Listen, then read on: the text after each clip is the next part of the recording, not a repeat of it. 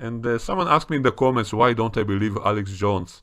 Really, Alex Jones? The guy is a nutcase, in my opinion. Even if I did believe in the conspiracies themselves, I would probably say that Alex Jones is part of the conspiracy. I would say that he deliberately was put in that position to basically make the whole conspiracies sound foolish because of him, because he's so outrageous sometimes that most people, I think, will not take him seriously. So even when he covers something that might be true, people will just assume it's another one of his many foolish conspiracy theories. And so even if the conspiracies were true, even if I believe that, I would say that Alex Jones is actually working for them, or he's just a useful idiot for them, because he just sounds and looks so foolish that he basically discredits himself. He basically discredits all these conspiracy theories that he's trying to push just by being so outrageous. So that's what I think about Alex Jones. And as for the conspiracies themselves, I'm a fan of them actually. A lot of them, I do find them kind of interesting sometimes. So sometimes I do watch that stuff. But for me, it's basically like science fiction. The same kind of stuff, like reading about the aliens, like the reptilian aliens. All that stuff was very fun to read. But do I actually believe that? No. I'm not saying there were never any conspiracies. I mean, in history, there were actual conspiracies and actual false flags and all that stuff. So I'm not saying that's completely out of the question, but I don't think that's anywhere near the level as all these conspiracy nutcases are trying to push. And again, Alex Jones supported Donald Trump. He pushed for Donald Trump to be elected. And now Donald Trump is falling for the so-called false flag. So why did you push people to vote for him if he's part of the conspiracy now? So Alex Jones, you look like an idiot now because you were a big supporter of Trump. And you know, that's the best way to determine if some conspiracy guy is actually legit or just a phony. If he keeps making prophecies, which always turn out to be false, I think this proves that he does not know what he's talking about. How many times did Alex Jones and all the guys like him, how many times they predicted all kinds of events which never happened? How many times they said there's going to be a global war any moment, there's going to be a takeover, the United States will turn into a dictatorship, all those kind of stuff, and they keep predicting it with dates. They say it will happen, you know, next month, next year, and it never happens. For 20 years now, Alex Jones has been predicting all kinds of stuff, and none of it happened. So that alone, I think, proves that they don't actually know anything. They're basically a bunch of trolls. If there was an actual conspiracy, and some of these guys were actually exposing it, it would be very easy to get rid of them. But no one is getting rid of them, and so Alex Jones has been on the air, I don't know for how long, but for a few decades, I think, and no one is touching him. So why is that? So I'm sure many people will say, well, he's actually working for them. Maybe they know that he's so foolish that people will not actually believe anything they say, and so in fact he's actually useful for them, if there is a them.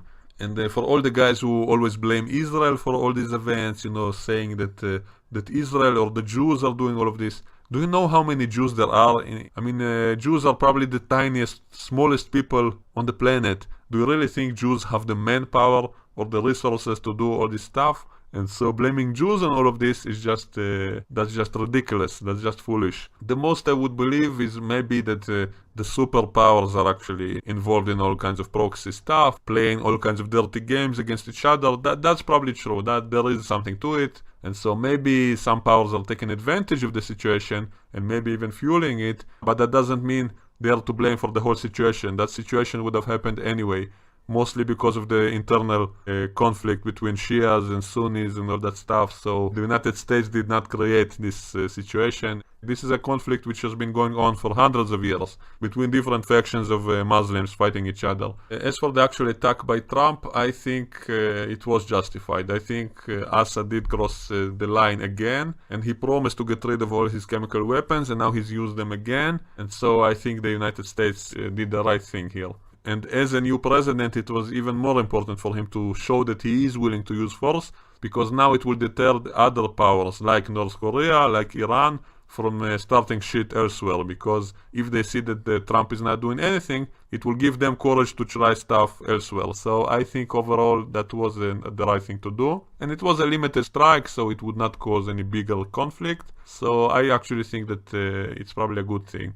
As for all the conspiracy stuff, people saying the United States is lying again, like in Iraq. Well, I don't think they actually lied directly in Iraq, meaning I think they actually thought they would find chemical weapons in Iraq if they go in, because Saddam did have chemical weapons before and did actually use them. And if the United States was so deceitful that they would actually lie deliberately in such a way, why wouldn't they have said they found them in Iraq when they went in? So why didn't they? If they are such big liars, why didn't they say, yes, we found those weapons? And as for Syria, Syria was actually lying and saying they did not have chemical weapons for many years and said they don't have any of those weapons. And yet when Obama threatened to attack them, suddenly they did admit it and they did agree to surrender all those weapons, and they basically admitted that they were lying before. And so we know who the liars are in this case. We know that Syria lied before about having these weapons, then they agreed to let them out of the country, and now suddenly they use them again, meaning they hid some of them. There is no denial of the fact that it was actually Assad's planes which attacked that place. And also in the overall picture, I do think Assad is the bigger villain in the story, even though all the sides are bad in my opinion. But I do think Assad is the bigger bad guy, because most of the casualties are caused by Assad, because all the destroyed cities, if you look at it, you see that it was caused by actual heavy artillery and aircraft and all those heavy weapons, which the rebels don't have. The rebels don't have aircraft and they don't have heavy artillery, so they could not have caused all this destruction. So most of the destruction and most of the death was actually caused by Assad.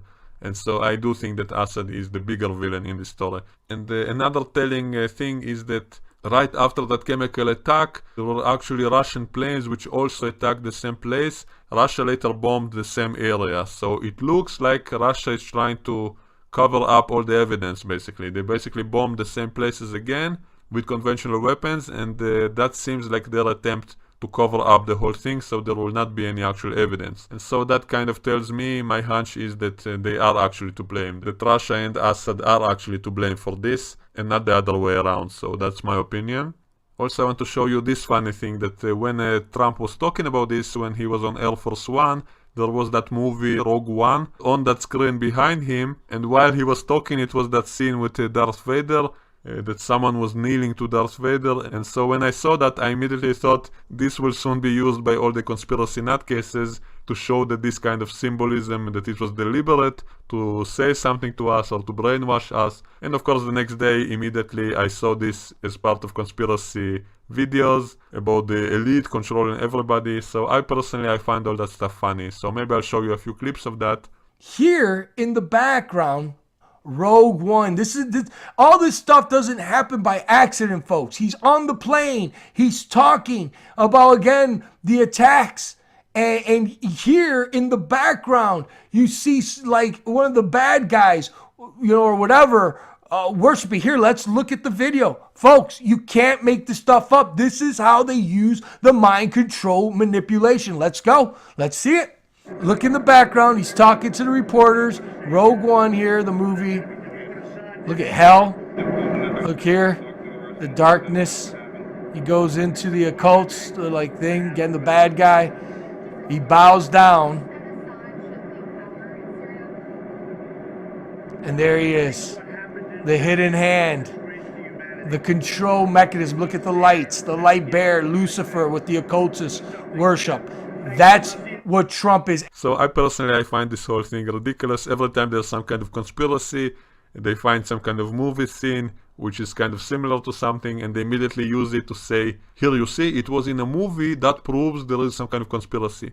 And wouldn't this mean that Trump is part of the conspiracy? How did he know exactly when to go to the reporters, exactly when that scene was playing with Darth Vader? I mean, the timing of it would have been very difficult, don't you think?